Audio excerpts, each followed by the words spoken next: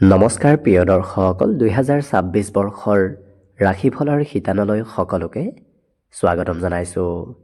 এইবাৰ নতুন বছৰত আপোনাৰ ৰাশিৰ ওপৰত কেনেধৰণৰ শুভ ফল আহিব গৈ আছে আৰু 2026 বৰ্ষটো আপোনালোকৰ শিক্ষা, কৰ্ম, বিবাহ, প্ৰেম, সম্পৰ্ক, পাৰিবাৰিক ক্ষেত্ৰ, ব্যৱসায় বাণিজ্য আদি প্ৰত্যেকটো দিশৰ ফালৰ পৰা এইবাৰ 26 বৰ্ষটো কেনেদৰে পাৰ হ'ব, কি লাভালাভ আপোনাৰ জীৱনত এই বছৰত আহিব, সেই বিষয়ে আজিৰ ভিডিঅ'ত আপোনালোকে সম্পূৰ্ণভাৱে জানিব পাৰিব। অৱশ্যে আজি আমি সিংহ ৰাশিৰ ব্যক্তিসকলৰ বিষয়ে জনাম, কাৰণ এই বছৰত সিংহ ৰাশিৰ ব্যক্তিসকলৰ ৰাশিচক্ৰত কেইবাটাও পৰিৱৰ্তন আহিব গৈ আছে। গতিকে ভিডিঅ'টো শেষলৈকে চাই থাকিব। অৱশ্যে ভিডিঅ'টো আৰম্ভ কৰাৰ পূৰ্বে আপোনালোকলৈ এটা বিশেষ অনুৰোধ যে ভিডিঅ'টোত এটা লাইক কৰিব আৰু যদি আজি প্ৰথমবাৰৰ বাবে এই চেনেলটোলৈ আহিছে তেতিয়াহ'লে চেনেলটো ছাবস্ক্ৰাইব কৰি কমেণ্ট বক্সত জয় শ্ৰীকৃষ্ণ লিখিবলৈ একেবাৰে নাপাহৰিব। 2026 বৰ্ষৰ আৰম্ভণিৰ সময়খিনি সিংহ ৰাশিৰ ব্যক্তিসকলৰ বাবে খুব ধুনীয়া সময় হ'ব গৈ আছে, কাৰণ 2026 বৰ্ষৰ আৰম্ভণিত বৃহস্পতি গ্ৰহ আপোনাৰ ৰাশিৰ পৰা একাদশ স্থানত থাকিব। গতিকে একাদশৰ বৃহস্পতিয়ে আপোনাক বিভিন্ন ক্ষেত্ৰত উন্নতি প্ৰগতি দিয়া দেখা যাব। বিশেষকৈ আৰ্থিক দিশত শুভ পৰিৱৰ্তন আহিব। হাতত ধন আগমনৰ পথবোৰ মুকলি কৰিব। বিশেষকৈ জুন মাহৰ সময়সীমালৈকে আপুনি লক্ষ্য কৰিব আপোনাৰ ধন টকা পইচাৰ কোনো ধৰণৰ অভাৱ অনাটনে দেখা নিদিয়ে। ক'ৰবাৰ পৰা নহয় ক'ৰবাৰ পৰা মেনেজ হ'ব। লগতে মনৰ আশাবোৰো পূৰণ হোৱাৰ পূৰ্ণ সম্ভাৱনা আছে। বৃহস্পতি গ্ৰহে আপোনাৰ মনৰ আশাবোৰ পূৰণ কৰাব। লগতে যদি আপুনি শিক্ষা লৈ আছে তেতিয়াহ'লে শিক্ষা দীক্ষাৰ ক্ষেত্ৰতো আপোনাৰ বৃহস্পতিৰ শুভ দৃষ্টিয়ে পঢ়াত ভাল পৰিৱৰ্তন দিয়া দেখা যাব। যদি প্ৰেম সম্পৰ্কত আছে তেতিয়াহ'লে সম্পৰ্কত মধুৰতা আহি পৰিব।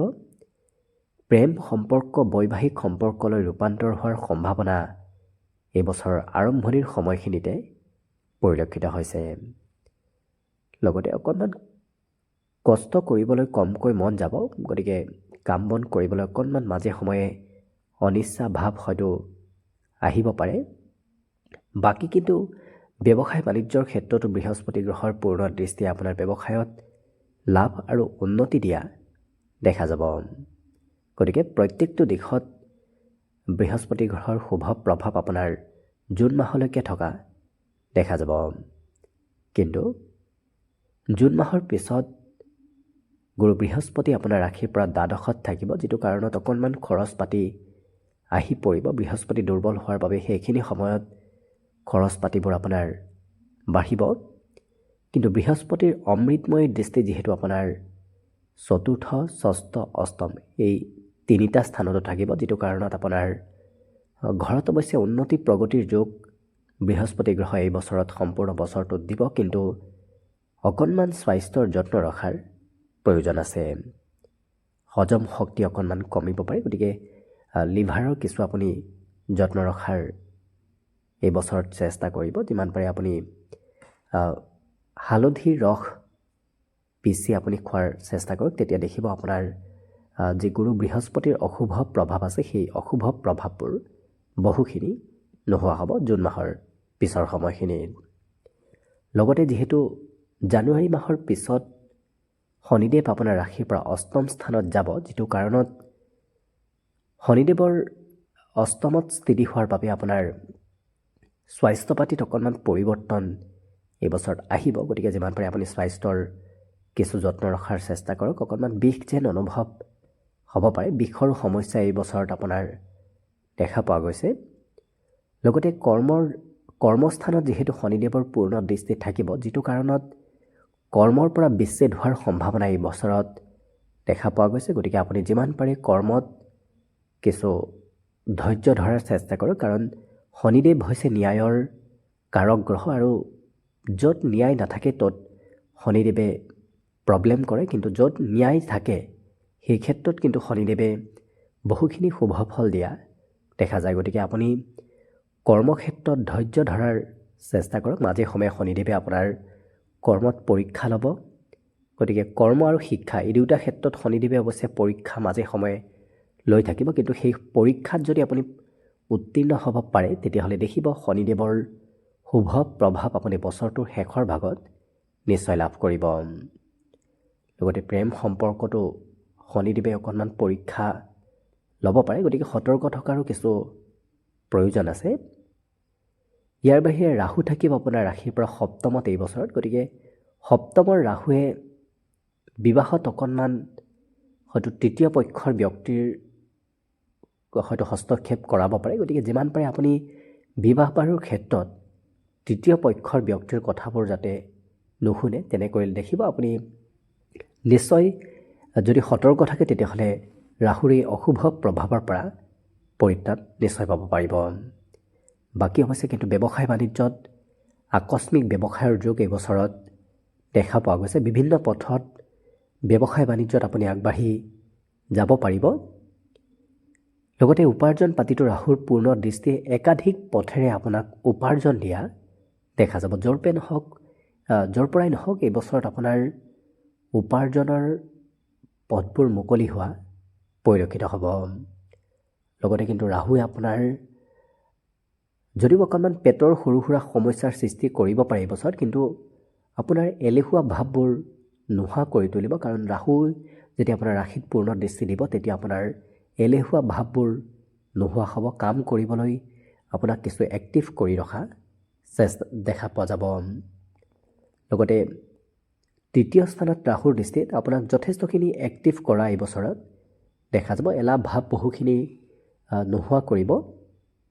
লগতে যিহেতু আপোনাৰ ৰাশিত কেতুৰ অৱস্থান এই বছৰটো সম্পূৰ্ণ বছৰটোত প্ৰায় থাকিব, যিটো কাৰণত আপুনি অকণমান ৰাহু কেতু শনি এই তিনিটা গ্ৰহৰ প্ৰতিকাৰ কৰাৰ প্ৰয়োজন আছে। সেই প্ৰতিকাৰ হিচাপত আপুনি প্ৰতি শনি আৰু মঙলবাৰে হনুমান চালিচা পাঠ কৰাৰ আৰম্ভ কৰি দিয়ক এই বছৰত। তেতিয়া দেখিব আপোনাৰ ৰাহু কেতু শনিজনিত পীড়াৰ পৰা আপুনি নিশ্চয় মুক্তি লাভ কৰিব পাৰিব। গতিকে কেতুৰ স্থিতিও যিহেতু আপোনাৰ ৰাশিত পূৰ্বৰ পৰাই আছে বা বছৰটো আপোনাৰ থাকিব, যিটো কাৰণত অকণমান মাজে সময়ে মূৰৰ বিষ, পেটৰ বিষ এনেধৰণৰ সমস্যা দেখা দিব পাৰে, যিটো কাৰণত আপুনি নিজে সতৰ্ক থাকিব। বৰ বিশেষ অৱশ্যে ৰোগ ব্যাধি সিমান নাথাকে, কিন্তু আপুনি অনুভৱহে কৰি থাকিব আপোনাৰ কিবা ৰোগ হৈছে নেকি, অৰ্থাৎ ভ্ৰমাত্মক ৰোগৰ চিন্তা আপোনাৰ মনত থাকিব।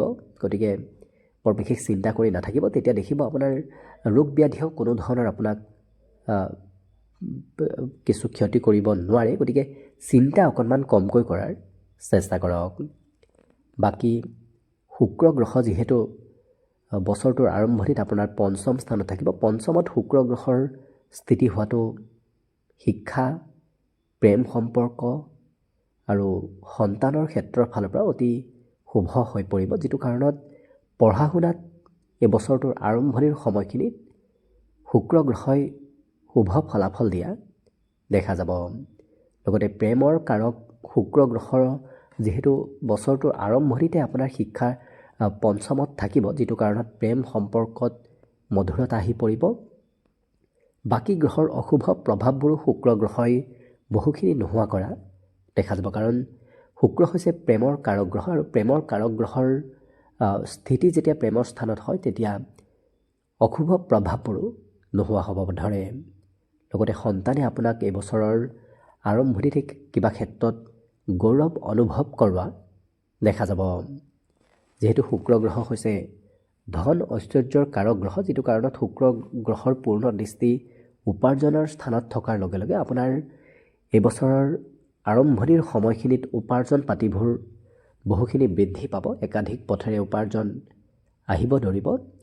যিহেতু ৰবিৰ দৃষ্টিও একাদশত থাকিব, যিটো কাৰণত আপোনাৰ পিতৃৰ জৰিয়তে ধন উপাৰ্জনৰ যোগ দেখা পোৱা গৈছে। য'তেই নাযাওক কিয় আপুনি বছৰটোৰ আৰম্ভণিৰ সময়খিনিত যদি পিতৃৰ কথা মানি নতুবা শুনি আপুনি ক'ৰবাত যায়, তেতিয়াহ'লে দেখিব আপুনি আৰ্থিকভাৱে লাভান্বিত হ'ব পাৰিব। লগতে যিহেতু বুধ গ্ৰহ বছৰটোৰ আৰম্ভণিৰ সময়খিনিত আপোনাৰ ষষ্ঠত থাকিব, যিটো কাৰণত আপোনাৰ যদি ভাতৃ ভগ্নী আছে তেওঁলোকৰ নামত আপোনাৰ খৰচ হ'ব পাৰে। ভাতৃ ভগ্নীৰ স্বাস্থ্যটো এইবছৰ আৰম্ভণিত অকণমান দুৰ্বলতা আহি পৰিব পাৰে। কিন্তু মঙ্গল গ্ৰহ ষষ্ঠ স্থানত পূৰ্ণ বলি অৱস্থাত হোৱাৰ বাবে এই বছৰৰ আৰম্ভণিৰ সময়তে আপোনাৰ শত্ৰু সন্তা যোগৰ সৃষ্টি হ'ব, যিটো কাৰণত আপোনাৰ মঙ্গল গ্ৰহই ৰোগ ব্যাধি বহুখিনি নোহোৱা কৰি তুলিব। কাৰণ ষষ্ঠত মঙ্গল গ্ৰহ উচ্চ অৱস্থাত স্থিতি হোৱাৰ বাবে আপোনাৰ বহুখিনি ৰোগ ব্যাধি মঙ্গল গ্ৰহই নোহোৱা কৰা পৰিলক্ষিত হ'ব। শত্ৰুবোৰো আপোনাৰ নোহোৱা হ'ব। ষষ্ঠ স্থান হৈছে শত্ৰুৰ স্থান। গতিকে ৰোগ, ৰিপু, ঋণ এই তিনিটা বস্তুৰ পৰা আপুনি এইবছৰ আৰম্ভণিৰ সময়খিনিত মুক্তি নিশ্চয় লাভ কৰিব। লগতে অকণমান মঙ্গল গ্ৰহই খৰচ অৱশ্যে কৰাব, কাৰণ মঙ্গল গ্ৰহৰ পূৰ্ণ দৃষ্টি দ্বাদশ স্থানত থাকিব, যিটো কাৰণত এইবছৰ আৰম্ভণিৰ সময়খিনিত অকণমান খৰচৰ মাত্ৰা আপোনাৰ দেখা পোৱা গৈছে। কিন্তু বছৰটোৰ আৰম্ভণিৰ সময়খিনিত অৱশ্যে আপোনাৰ খং ৰাগো কিছু বাঢ়িব পাৰে, কাৰণ মঙ্গল গ্ৰহত উচ্চ অৱস্থাত থাকি আপোনাৰ ৰাশিত পূৰ্ণ দৃষ্টি দিব, যিটো কাৰণত অকণমান খং ভাৱৰ সৃষ্টি হ'ব পাৰে আপোনাক। কিন্তু মঙ্গল গ্ৰহই বহুখিনি পজিটিভ কৰি ৰখা দেখা যাব। উৎসাহ, উদ্দীপনা, মনোবল, সাহস এইবোৰ মঙ্গল গ্ৰহই আপোনাক বছৰটোৰ আৰম্ভণিৰ সময়খিনিত বহুখিনি বৃদ্ধি কৰিব। গতিকে মঙ্গল গ্ৰহৰ স্থিতি এই বছৰটোৰ আৰম্ভণিত আপোনাৰ বাবে খুব শুভ দেখা পোৱা গৈছে। অৱশ্যে আমি বছৰটোৰ মাজে মাজে যেতিয়াই বাকীকেইটা গ্ৰহই ৰাশি পৰিৱৰ্তন কৰিব, তেতিয়াই আপোনালোকক আমি ভিডিঅ'ৰ জৰিয়তে জনাম আপোনাৰ ৰাশিত কেনেধৰণৰ পৰিৱৰ্তন সেই সময়ত আহিব। কাৰণ ৰবি, শুক্ৰ, বুধ, মঙ্গল এই চাৰিটা গ্ৰহই অতি সোনকালে ৰাশি পৰিৱৰ্তন কৰে আৰু সেই পৰিৱৰ্তনৰ ফলাফল এমাহ দুমাহৰ ভিতৰতে দেখা পোৱা যায়। গতিকে কেতিয়া পৰিৱৰ্তন কৰিব, তাৰ ফলাফল আপোনাৰ জীৱনত কেনেধৰণৰ পৰিব, কাৰণ কম সময়ৰ বাবে হ'লেও এই চাৰিটা গ্ৰহই কিন্তু ৰাশিচক্ৰত বহুখিনি পৰিৱৰ্তন লৈ আনে। গতিকে মাহে মাহে আপোনালোকক আমি ভিডিঅ'ৰ জৰিয়তে জনাম। গতিকে সেই ভিডিঅ'ৰ ফলাফলবোৰ জানিবলৈ আপোনালোকে আমাৰ চেনেলটো ছাবস্ক্ৰাইব কৰি ৰাখিব। অৱশ্যে লক্ষ্য কৰিলে সিংহ ৰাশিৰ ব্যক্তিসকলৰ যিহেতু গুৰু বৃহস্পতি বছৰটোৰ আৰম্ভণিৰ সময়খিনিত শুভ অৱস্থাত আছে, গতিকে বাকী অশুভ প্ৰভাৱবোৰো বৃহস্পতি গ্ৰহই বহুখিনি নোহোৱা কৰি তুলিব।